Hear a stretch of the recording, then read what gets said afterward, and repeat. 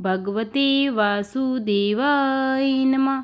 प्रणाम भक्तों, आज मैं ज्येष्ठ मास के 18वें दिन का अध्याय लेकर आई हूँ। अब तक के 17 अध्याय मैंने अपने पेज ज्योति धर्म गंगा पर डाल दिए हैं। आप उन्हें वहां से श्रवण कर सकते हैं। आज हम ज्येष्ठ मास महात्म्य के अध्याय 18 निर्जला एकादशी व्रत के वर्णन के बारे में जानेंगे। निर्जला एकादशी व्रत क्यों होता है और इससे कौन कौन से पुण्य फल मिलते हैं, यह सब मैं आपको बताऊंगी।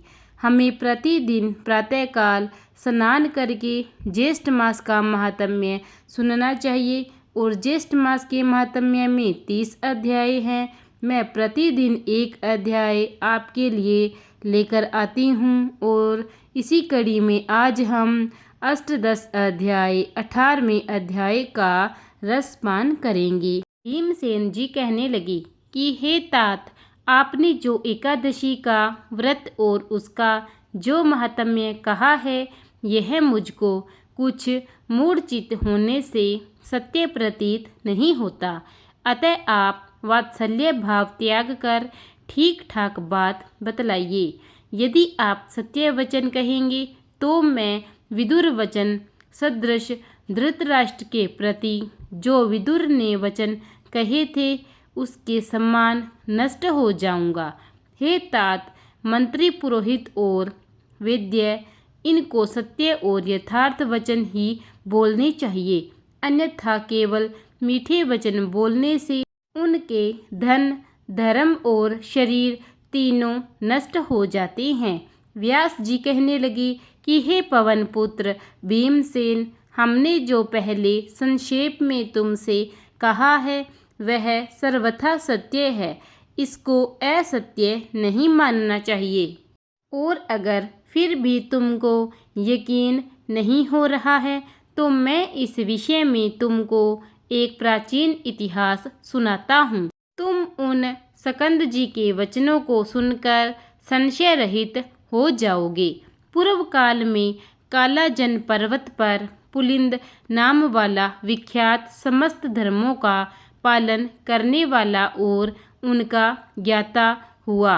उसने निष्कटक राज्य करके वहाँ पर द्वारिकापुरी के सामने महानपुर बसाया और स्वयं अनेकों रथ और सेना, ऐरावत के समान हाथी और उचेश्वा के समान घोड़ों से परिवारित आवृत होकर और सचिवों से अनुमोदित होकर विजय यात्रा के लिए निकला।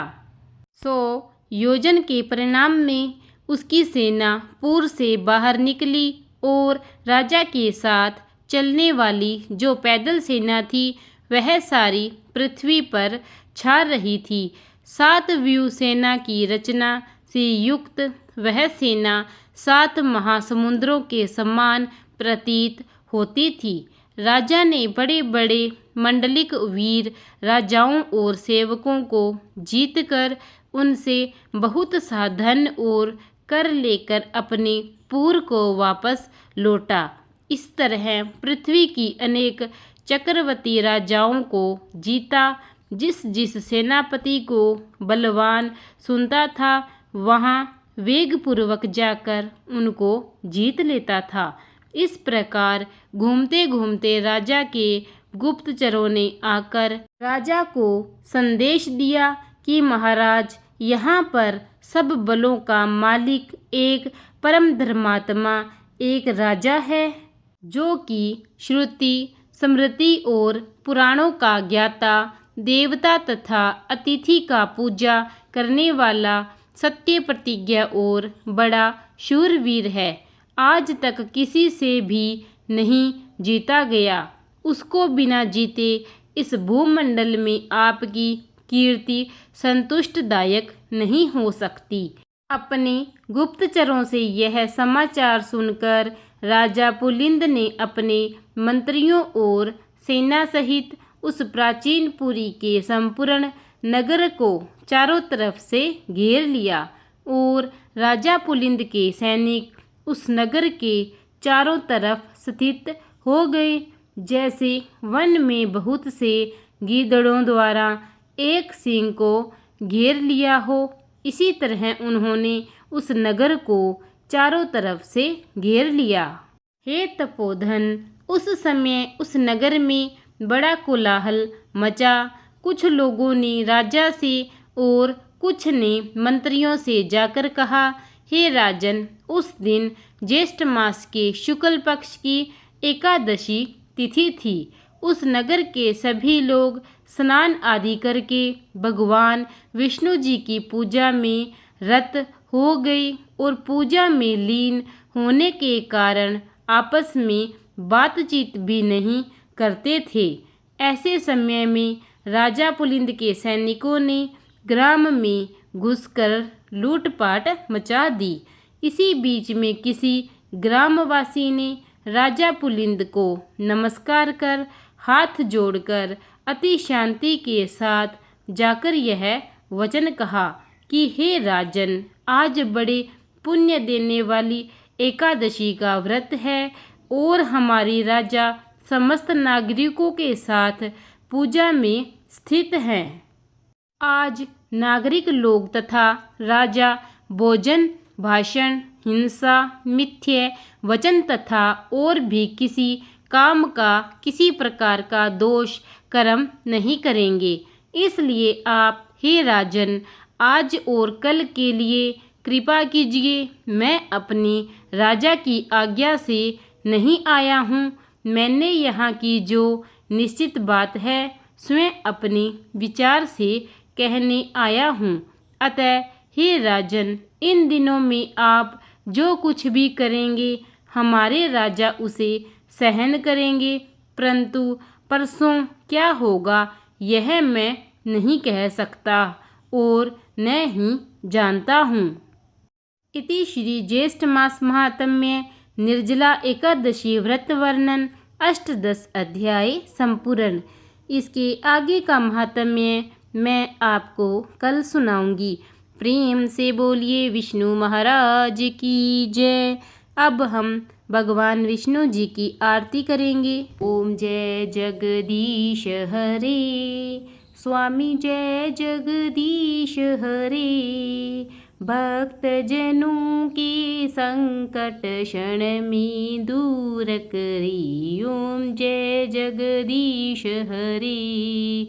जो ध्यावे फल पावे, दुख बिन से मन का।